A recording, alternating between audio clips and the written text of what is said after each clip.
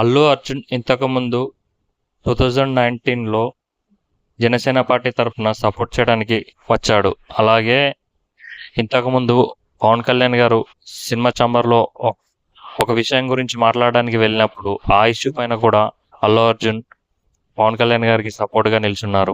దీన్ని బట్టి మనం అర్థం చేసుకోవచ్చు, అల్లు అర్జున్ చాలాసార్లు నిల్చున్నాడు.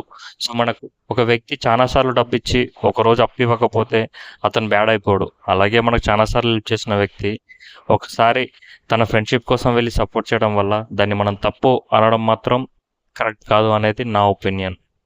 అండ్ నాగబాబు గారి ట్వీట్ గురించి ఆలోచిస్తే, నాగబాబు గారు కొంచెం కొంచెం కోపంతో రియాక్ట్ అవుతారు ఇమ్మీడియట్గా, కానీ తర్వాత తను కూడా రియలైజ్ అవుతాడు.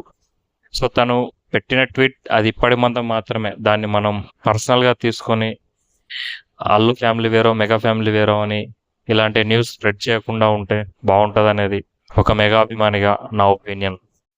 ఒక మెగా అభిమానిగా 100% నేను పుష్ప 2 చూస్తాను. First day first show. Definitely Pushpa 2 సినిమాను నేను నెగిటివ్గా ఎప్పుడూ తీసుకోను. 100% అది హిట్ అవ్వాలని మనస్ఫూర్తిగా కోరుకుంటున్నాను.